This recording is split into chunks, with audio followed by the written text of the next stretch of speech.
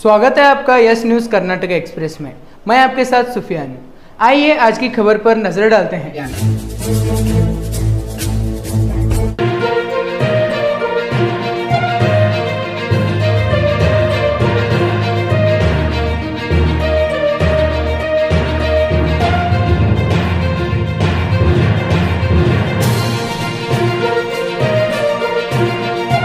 मोहतरम हजरात, जैसा कि आप को मालूम है कि चंद दिन कबल उत्तर प्रदेश के रहने वाले स्वामी नरसिंहानंद, इन्होंने हुजूर नबी अकरम सल्लल्लाहु ताला अलैहि वसल्लम की शान में नाज़ेबा कलिमात, नाज़ेबा अल्फाज इस्तेमाल किए हैं। नामूस रिसालत पर हमला हुआ है, इज़्ज़त रिसालत पर हमला हुआ है, हुजूर नबी अकरम सल्लल्लाहु ताला अलैहि वसल्लम की शख्सियत और आपकी पर्सनालिटी पर हमला हुआ है, जो नाकाबिले बर्दाश्त है। हम सब मुस्लिम मुत्तहदा कौंसिल MMC की जानिब से, बीजापुर के तमाम मुसलमानों की जानिब से, बल्कि आज मेरे साथ हमारे बहुत सारे हिंदू भाई हैं, उनकी जानिब से इस गुस्ताखी की पुरजोर मजम्मत करते हैं। हमारा देश गंगा जमनी तहजीब का देश है। इस देश में रहने बसने वाले 150 करोड़ हिंदुस्तानी हमेशा से प्यार, मोहब्बत, अपनाइयत और भाईचारा से रहे हैं। हमारा देश कई मज़ाहिब के मानने वालों का देश है और हमारा देश, हमारा वतन, हमारा भारत पूरी दुनिया में सबसे अलग थलग इसलिए है कि हमारे देश में, हमारे भारत में सारे मज़ाहिब का एहतराम है, सारे मज़ाहिब का रिस्पेक्ट है, तमाम अदियान का, तमाम धर्म का रिस्पेक्ट है। मगर बहुत ही अफसोस के साथ ये कहना पड़ रहा है कि इधर कुछ सालों में मुसलसल बाज़ एंटी सोशल एलिमेंट्स की जानिब से, बाज़ फ़िरका परस्तों की जानिब से ऐसी बेतुकी किस्म के बयानात आ रहे हैं जिनकी वजह से मजहबी जज्बात मजरूह होते हैं, दिल टूट जाते हैं। ख़ास तौर पर एक मखसूस तबका अपने सियासी मफाद के लिए, अपने सियासी फ़ायदे के लिए हुजूर नबी अकरम सल्लल्लाहु ताला अलैहि वसल्लम की शान में गुस्ताखी और बेअदबी करता हुआ नज़र आ रहा है। अल्लाह ताला ने हुजूर नबी अकरम सल्लल्लाहु ताला अलैहि वसल्लम की शान और अज़मत को बड़ी बुलंदियां अता फरमाई हैं। व रफ़अना लका ज़िक्रक की सनद अता फरमाई है। हुजूर अलैहिस्सलाम के मकाम और मर्तबे को जानना समझना हर किसी के बस की बात नहीं है। हमें मानते हैं कि हुजूर अलैहिस्सलाम की शान में गुस्ताखी, बेअदबी करने से हुजूर की शान और अज़मत में कोई कमी आने वाली नहीं है, मगर हुजूर अलैहिस्सलाम की शान में गुस्ताखी, बेअदबी नाकाबिले बर्दाश्त है। मैंने जैसे कि अभी आपसे कहा कि नाकाबिले बर्दाश्त है और नाकाबिले मुआफ़ी है। स्वामी नरसिंहानंद ने जो गुस्ताखी और बेअदबी की है, हम हुकूमत से मुतालबा करते हैं कि आप फौरी तौर पर स्वामी नरसिंहानंद को गिरफ्तार करें, जैसा कि आज हमने कंप्लेंट यहाँ पर दी है और इंशाअल्लाह थोड़ी देर में FIR भी रजिस्टर्ड हो जाएगी। और हम मुतालबा करेंगे हुकूमत कर्नाटका से भी और हुकूमत हिंदुस्तान से भी कि फौरी तौर पर स्वामी नरसिंहानंद को गिरफ्तार किया जाए और सख्त से सख्त सज़ा दी जाए। और हम इस बात का मुतालबा करते चले आ रहे हैं कि हमारे देश में एक कानून बनना चाहिए, एक हेट स्पीच के हवाले से जो नफरत फैलाने वाले हैं और समाज में इंतशार फैलाने वाले हैं, समाज में मुनाफरत फैलाने वाले हैं, ऐसों के लिए कानून बनना चाहिए। किसी को ये हक नहीं होना चाहिए कि वो किसी मजहबी रहनुमा की शान में गुस्ताखी, बेअदबी करे, खा वो हिंदू हो, खा मुसलमान हो, खा सिख हो, खा ईसाई हो, किसी भी मजहबी रहनुमा की शान में गुस्ताखी, बेअदबी नहीं करना चाहिए। हम इस बात का भी मुतालबा करते हैं कि ये कानून हमारे देश में जल्द से जल्द बने, इसलिए कि हमारा देश बहुत महान देश है, बहुत अजीम देश है। हमारा देश एक संविधान के साथ चलता है, एक कॉन्स्टिट्यूशन के साथ चलता है, जिसे बाबा साहेब अम्बेडकर ने बनाया है। हम हमारे देश के संविधान पर नाज करते हैं, फख्र करते हैं कि आपने एक बहुत ही मजबूत संविधान बनाया है। उस संविधान की रोशनी में हम मुतालबा करते हैं कि फौरी तौर पर स्वामी नरसिंहानंद को गिरफ्तार किया जाए और उसे सख्त से सख्त सजा दी जाए और आने वाले दिनों में इस तरह की कोई गुस्ताखी, बेअदबी न करे, इसके लिए सख्त इक़दाम किया जाए। और मैं खास तौर पर अपने नौजवानों से भी गुजारिश करना चाहूंगा कि हम कानून के दायरे में रहकर जो कुछ कर सकते हैं हम करने की कोशिश में लगे हुए हैं। इंशाअल्लाह ताला हमें उसमें कामयाबी मिलेगी। हम किसी तरह का कोई ऐसा काम नहीं करेंगे जो कानून के दायरे से बाहर जाकर के हो। हम कानून के दायरे में रहकर इंशाअल्लाह जो भी कार्रवाई हमसे हो सकती है हम करेंगे। आज मुस्लिम मुत्तहिदा काउंसिल की जानिब से और बीजापुर के तमाम मुसलमानों की जानिब से यहाँ गांधी चौक पुलिस स्टेशन में कंप्लेंट दी गई है, एफआईआर होने जा रहा है और मुझे उम्मीद है एफआईआर हो गया है, एफआईआर भी हो गया है और मुझे उम्मीद है कि इस पाखंडी और इस गुस्ताखे रसूल और इस मजहबी मुनाफरत को फैलाने वाले स्वामी नरसिंहानंद को जल्द से जल्द गिरफ्तार किया जाएगा और उसे उसके कैफर किरदार तक पहुंचाया जाएगा। मुझे उम्मीद है इंशाअल्लाह ताला, और मैं अपने देश के कानून पर पूरा भरोसा रखता हूं, मैं अपने देश के संविधान पर पूरा भरोसा रखता हूं, मैं ही नहीं बल्कि हर हिंदुस्तानी भरोसा रखता है। मुझे उम्मीद है कि आने वाले दिनों में बड़े पैमाने पर कार्रवाई होगी। सर, ये पहली बार नहीं है कि इस्लाम और मुसलमानों पर अभद्र टिप्पणी की जा रही है, ये ऐसा बार बार होता आ रहा है, लेकिन ये क्या एक सोची समझी साजिश है? देखिए, इसके पीछे तो सबसे पहले ये कि यहूद और नसारा हैं, और दूसरी बात ये कि जैसा कि मैंने कहा कि बहुत सारे लोग अपने पॉलिटिकल बेनिफिट के लिए, सियासी फायदे के लिए इस तरह की हरकतें करते रहते हैं। मगर हमारा देश, जैसा कि मैंने कहा कि गंगा जमनी तहजीब का देश है, इस तरह की हरकतें हमारे देश में ज्यादा दिन चलने वाली नहीं है, इसलिए कि हम सब यहाँ बड़े प्यार मोहब्बत से रहते चले आ रहे हैं। इस घिनौनी हरकत पर या इस तरह के घिनौनी हरकत जो इससे पहले भी हुई है, इस पर रोक लगाने के लिए जब तक हमारे देश में एक मजबूत कानून नहीं बनेगा तब तक हम इस तरह के वाकयात पर रोक नहीं लगा सकते। ये सिलसिला चल रहा है, मगर बहुत ही अफसोस का मकाम है, इससे हमारे देश की छवि बिगड़ रही है, इससे हमारे देश का जो नाम है वो नाम ये लोग खराब करने की कोशिश कर रहे हैं। हमारा देश बहुत अजीम है, मैं चाहूंगा कि इस तरह की हरकत आने वाले दिनों में या इस तरह के वाकयात या इस तरह की गुस्ताखियां ना हो। स्वामी नरसिंहानंद को ऑलरेडी उनके ऊपर एफआईआर भी हुआ है, उन्हें अरेस्ट भी किया गया। ये खबर अब तक मतलब है कि हम तक पहुंचाई गई, मगर ये दुरुस्त नहीं है। हम बराबर जिम्मेदारों के साथ राब्ते में, ये खबर बिल्कुल झूठ है, बिल्कुल गलत है। पूरे हिंदुस्तान भर से गम और गुस्से का इजहार किया जा रहा है, एफआईआर का सिलसिला जारी है, मगर अब तक इस सिलसिले में कोई कार्रवाई हुई नहीं है। हम लोग मुतालबा करते हैं कि फौरी तौर पर ऐसे पाखंडियों को गिरफ्तार किया जाए। सर, कार्रवाई अब तक नहीं हुई है, अरेस्ट नहीं किया गया है, इसमें क्या है? इसमें भी हुकूमत का एक अब इसमें जो भी मतलब है कि उनकी अपने तहफुजात हों या जो भी उनके अपने मामलात हों वो बेहतर जाने, मगर हम संविधान के दायरे में रहकर मुतालबा करते हैं कि फौरी तौर पर उन्हें गिरफ्तार किया जाए। गिरफ्तार नहीं किया गया तो अब क्या? मुसलसल हम लोग पूरे देश में ऐसे पाखंडियों की गिरफ्तारी के लिए जैसे तरकीब बनी हुई है, हर जगह कानून के दायरे में रह करके मुतालबा किया जा रहा है, ये सिलसिला हम जारी रखेंगे और जरूरत पड़ने पर हमारे अपने मुल्क के अकाबिर उलमा की सरपरस्ती में हम बाज़ाब्ता तौर पर अगर जरूरत पड़े तो हम सुप्रीम कोर्ट का दरवाजा भी खटखटाएंगे। पिछले दिनों रामगिरी ने जो स्टेटमेंट दिया था की शान में, उनको भी अरेस्ट नहीं किया गया। उसी के बारे में हम कह रहे हैं कि इस तरह की हरकतें जो भी कर रहे हैं उन्हें फौरी तौर पर गिरफ्तार करना चाहिए। देखिए, किसी भी मजहब के मानने वाले हों, ये हक किसी को नहीं है कि वो किसी भी मजहब के रहनुमा की शान में गुस्ताखी बेअदबी करे। अगर वो अपने धर्म में पक्का है, सच्चा है, तो वो कभी भी किसी दूसरे धर्म वालों के मजहबी रहनुमाओं की शान में गुस्ताखी बेअदबी नहीं करता है। ये लोग अपने धर्म में जिस तरह की गुफ्तगू करते हैं, ये लोग अपने धर्म में पक्के नहीं हैं, इन्हें मजबूत होना चाहिए। इसलिए कि कोई धर्म नफरत नहीं सिखाता है, कोई मजहब किसी मजहबी रहनुमा की शान में गुस्ताखी बेअदबी करने की बात नहीं करता है।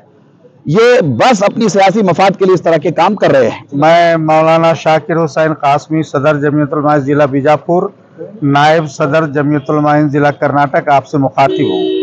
आज बीजापुर शहर के गांधी चौक पुलिस स्टेशन में मुस्लिम मुत्तहिदा काउंसिल की तरफ से एक एफआईआर लिखाई गई है और एक याददाश्त यानी मनवी दी गई है पीएसआई साहब को। नरसिंहानंद ने जो हुजूर सल्लल्लाहु अलैहि वसल्लम की शान में गुस्ताखी की है, उसकी गिरफ्तारी के सिलसिले में हम जमीयत उलमा के जितने अरकान हैं बीजापुर में, वो चाहते थे कि जमीयत उलमा की तरफ से ये कार्रवाई की जाए, मगर इसके बाद एमएमसी की तरफ से फैसला हुआ जिसमें जमीयत उलमाए हिंद, जमात इस्लामी, जमीयत अहले हदीस, अहले सुन्नत वल जमात, शिया जमात और तबलीगी जमात, सभी जमातों का मुश्तरका प्लेटफार्म है एमएमसी यानी मुस्लिम मुत्तहिदा काउंसिल। तो मशवरा ये हुआ कि इसी की तरफ से एफआईआर भी करवाई जाए और मनवी भी दी जाए। तो हम सब उसमें शामिल हैं, साथ है और हुकूमत से मुतालबा करते हैं कि नरसिंहानंद हो या कोई भी किसी मजहब के पेशवा, मजहबी रहनुमा या मजहबी मुकद्दस जगहों की अगर कोई बेहुरमती करता है, बेइज्जती करता है, तो उसके खिलाफ हुकूमत सख्त कदम उठाए, ऐसा सख्त कदम उठाए कि फिर दोबारा किसी को ऐसी हरकत करने का ख्याल भी ना आए। हम हुकूमत से इसी का मुतालबा करते हैं और हम खुद भी हुकूमत को यकीन दिलाते हैं कि हम इस मामले में आपके साथ हैं। इस तरह से जो भी मुजरिम हो, मुजरिम को गिरफ्तार किया जाए, उसको सजा दी जाए।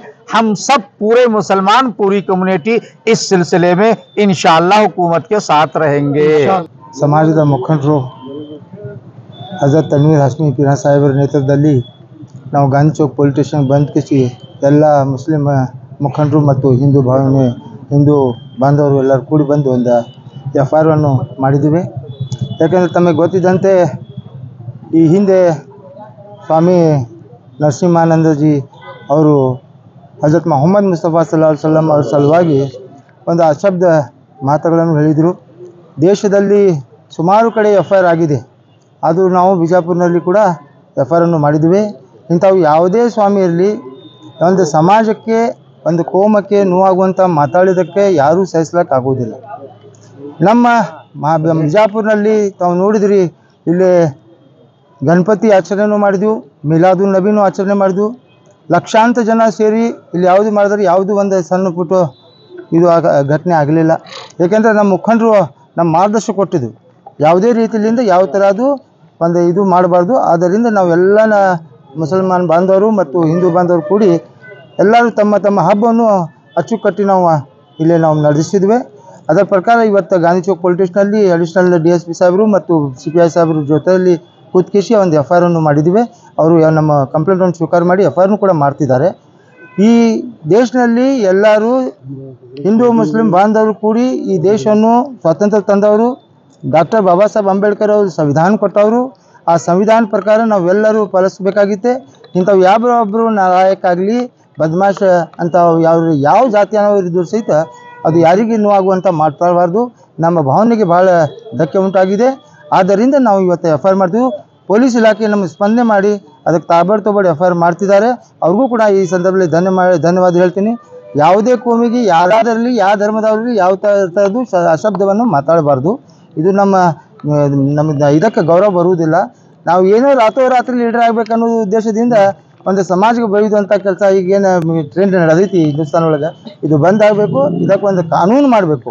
ಕಾನೂನು ರೀತಿಯಿಂದ ಯಾರು ಏಟ್ ಸ್ಪೀಚ್ ಮಾಡಿದವ್ರಿಗೆ ತಕ್ಷಣವೇ ಯಾರು ಕಂಪ್ಲೇಂಟ್ ಕೊಡೋಕ್ಕಿಂತ ಮೊದಲೇ ಪೊಲೀಸ್ ಡಿಪಾರ್ಟ್ಮೆಂಟ್ ಅವರಿಗೆ ಒಳಗೆ ಹಾಕಿ ಅದ್ರ ಮ್ಯಾಗ ಕೇಸ್ ಮಾಡ್ಬೇಕಂತ ನಾನು ಸರ್ಕಾರದಲ್ಲಿ ಮನವಿ ಮಾಡ್ಕೋತಾ ಇವತ್ತು ಮಾತಾಡಲಿಕ್ಕೆ ಅವಕಾಶ ಕೊಡಿ. ತಮ್ಮೆಲ್ಲರಿಗೂ ಮಾಧ್ಯಮದವ್ರಿಗೂ ನಮ್ಮೆಲ್ಲ ಹಿರಿಯರಿಗೂ ಇವತ್ತು ಬಂದು ಇದು ಮಾಡಿದ್ದಕ್ಕೆ ಅವ್ರಿಗೂ ಧನ್ಯವಾದ ಹೇಳಿ ನಾನು ಮಾತು ಮುಗಿಸ್ತೀನಿ. ಜೈ ಹಿಂದ್, ಜೈ ಕರ್ನಾಟಕ. ಸವಿಸ್ತಾರವಾಗಿ ಇವತ್ತು ಯಾಕೆ ನಾವು ಗಾಂಧಿ ಚೌಕ್ ಪೊಲೀಸ್ ಸ್ಟೇಷನಲ್ಲಿ ಬಂದಿದ್ದೆವು ಅದನ್ನು ಹೇಳಿದ್ದಾರೆ. ಆದರೂ ನಾನು ಕನ್ನಡದಲ್ಲಿ ಅವರ ಭಾಷಾಂತರಿಸುತ್ತಾ ಕೆಲವೊಂದು ದಿವಸಗಳ ಹಿಂದೆ ನಮ್ಮ ಯತಿ ನರಸಿಂಗ ಸ್ವಾಮಿ, ಉತ್ತರ ಪ್ರದೇಶ ಸ್ವಾಮಿ ಅವರು ನಮ್ಮ ಮೊಹಮ್ಮದ್ ಪೈಗಂಬರ್ ಅವರ ಬಗ್ಗೆ ಅವಹೇಳನಕಾರಿ ಹೇಳಿಕೆ ಹೇಳಿದ್ದು, ಅಭದ್ರ ಭಾಷೆ ಬಳಸುತ್ತಾ ಬಂದಿದ್ದು, ಅದು ನಮ್ಮ ಮುಸ್ಲಿಮರು ಅಲ್ಲದೆ ಎಲ್ಲ ಜಾತಿಯ ಒಂದು ಏನು ಸೆಕ್ಯುಲರ್ ಇದರ ಬಗ್ಗೆ ಭಾವನೆ ಇರ್ತಾರೆ ಅವರೆಲ್ಲರಿಗೂ ತೊಂದರೆ ಆಗಿದೆ, ಮನಸ್ಸಿಗೆ ಬಹಳ ನೊಂದಾಗಿದೆ.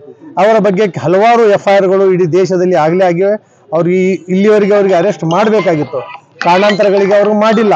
ಆದರೆ ನಿಮ್ಗೆ ಗೊತ್ತಿದ್ದಂಗೆ ನಮ್ಮ ದೇಶ 140 ಕೋಟಿ ಜನರ ದೇಶ. ಇಲ್ಲಿ ಹಲವಾರು ಧರ್ಮಗಳು, ಹಲವಾರು ಭಾಷೆಗಳು, ಎಲ್ಲರದು ಒಂದೊಂದು ಸಂಪ್ರದಾಯ ಬೇರೆ. ಆದರೂ ನಾವು ಎಲ್ಲರೂ ಅನೇಕತೆಯಲ್ಲಿ ಏಕತೆ ಅದು ಮಾಡ್ಕೊಂಡು ಬಂದವರು. ನಾವು ಯುನಿಟಿ ಇನ್ ಡೈವರ್ಸಿಟಿ ಅಂತಾರಲ್ಲ, ಆ ಥರ ಈ ಬಂದ ಇಲ್ಲಿ ನಮ್ಮದೇನು ಗಂಗಾ ಜಮುನಾ ಸಂಸ್ಕೃತಿ ಇದೆ ಅದನ್ನು ನಾವು ನಡೆಸ್ಕೊಂಡು ಬಂದ ಜನಾಂಗ. ವಿಶೇಷವಾಗಿ ಮುಸ್ಲಿಂ ಧರ್ಮಗುರುಗಳಾಗಲಿ ಮುಸ್ಲಿಂ ನಾಯಕರು ಯಾವಾಗಲೂ ಮಾತಾಡುವಾಗ ಬಹಳ ಸ್ವಯಂದಿಂದ ಮಾತಾಡ್ತಾರೆ, ಬೇರೆಯವರು ಸ್ವಾಮಿಗೆ. ಆದರೆ ಕೆಲವೊಂದು ರಾಜಕೀಯ ಇದು ಮಾಡಲಿಕ್ಕೆ ಅವಾಗ ಅಲ್ಪಸಂಖ್ಯಾತರ ಮೇಲೆ ಅವರಿಗೆ ಯಾವ ಥರ ನಾವು ಇದು ನಿಂದನೆ ಮಾಡ್ಬೇಕಂತೇಳಿ ಪೈಗಂಬರ್ ಅವರ ಮೇಲೆ ಮಾಡ್ತಾರೆ. ಮೊಹಮ್ಮದ್ ಪೈಗಂಬರು ಮುಸ್ಲಿಮರಿಗೆ ಒಂದು ಅಪ್ರತಿಮ ವ್ಯಕ್ತಿತ್ವ. ಅವ್ರಿಗೆ ಯಾರೇ ಬೈಯುವುದರಿಂದ, ಅವ್ರಿಗೆ ಯಾರೇ ಅವ್ರ ಬಗ್ಗೆ ಆ ಶಬ್ದ ಮಾತಾಡೋದ್ರಿಂದ ಅವರ ವ್ಯಕ್ತಿತ್ವದಲ್ಲಿ ಏನೂ ಕಡಿಮೆ ಆಗೋದಿಲ್ಲ. ಇದು ಜನರಿಗೆ ಗೊತ್ತು. ಇವತ್ತು ಮೊಹಮ್ಮದ್ ಪೈಗಂಬರ್ ಇಡೀ ದೇಶ ಮುಸ್ಲಿಮರೆಲ್ಲ ಇಡೀ ಜಗತ್ತನ್ನು ನಂಬಿ ಕಾಣುವ ಒಂದು ಬಹಳ ಅವ್ರಿಗೆ ನೋಡೋದಂದ್ರೆ ಅವ್ರಿಗೆ ಒಂದು ಹಾಯ್ ಎಸ್ಟೀಮ್ ಒಳಗೆ ಅವ್ರಿಗೆ ನೋಡ್ಕೊತಾರೆ ಮೊಹಮ್ಮದ್ ಪೈಗಂಬರ್ ಅವ್ರಿಗೆ ಮಾತಾಡಿ ತಮ್ಮ ಹೆಸರನ್ನು ಮಾಡಿಕೊಳ್ಳುವ ಇಂಥ ಸ್ವಾಮಿಗಳಿಗೆ ನಾವು ತಕ್ಷಣವೇ ಒಂದು ಕಡಿವಾಣ ಹಾಕಿ ಅವರಿಗೆ ಆದಷ್ಟು ಬೇಗ ಅರೆಸ್ಟ್ ಮಾಡಿ ಅವರಿಗೆ ಜೈಲಿನಲ್ಲಿ ಹಾಕೋದರಿಂದ ಒಂದು ಬರುವ ದಿನಗಳಲ್ಲಿ ಬೇರೆ ಮಂದಿ ಈ ಥರ ಏನು ಅಭದ್ರ ಶಬ್ದಗಳನ್ನು ವಿಶೇಷವಾಗಿ ಒಂದು ಧಾರ್ಮಿಕ ಕೋಮಿಗೆ ಗುರಿಗಾಗಿಟ್ಕೊಂಡು ಮಾತಾಡ್ತಾರೆ ಅವ್ರ ಬಗ್ಗೆ ಒಂದು ಸೂಚನೆ ಹೋಗಬೇಕು, ಅವ್ರಿಗೆ ಒಂದು ನಾವು ಇದು ಕೊಡ್ಬೇಕಂತ ಹೇಳಿ ನಾವು ಆಗಲೇ ಪೊಲೀಸ್ ನಮ್ಮ ಪ್ರೊಬೇಷನರಿ DSP ಅವರಿದ್ದರು, ನಮ್ಮ ಇಲ್ಲಿಯ ಠಾಣಾ ಅಧಿಕಾರಿಗಳು ಇದ್ದರು, ಅವ್ರಿಗೆಲ್ಲ ನಾವು ಆಲ್ರೆಡಿ FIR ಮಾಡಿದೆವು. ಇಂಥ ಹಲವಾರು FIRಗಳು ದೇಶದಲ್ಲಿ ಆಗ್ಯಾವ. ಇದನ್ನು ನನ್ನ ಭಾವನೆ ಅಲ್ಪಸಂಖ್ಯಾತರ ಭಾವನೆಗಳಿಗೆ ಕಿಮ್ಮತ್ತ ಕೊಟ್ಟು ಅವರು ಅದನ್ನು ಗೌರವಿಸುತ್ತಾ ಇಲಾಖೆಗಳು ಗೌರ್ಮೆಂಟ್ ಸಿಸ್ಟಮ್ ಅವರಿಗೆ ಇಮಿಡಿಯೇಟ್ಲಿ ಅರೆಸ್ಟ್ ಮಾಡ್ಕೊಂತ ಕೇಳ್ಕೊತ ನನ್ನ ಮಾತು.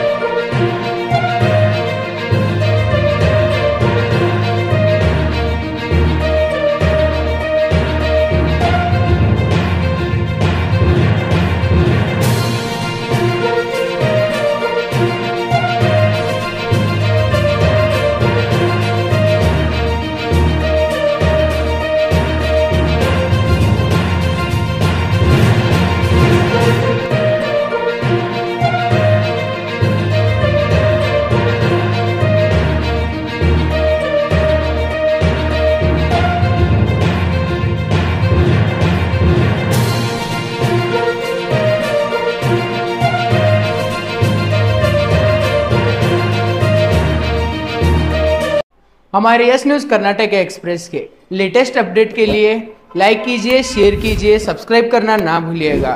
हमारा मकसद है आपकी आवाज़ जनता तक पहुंचाना, सच की आवाज़।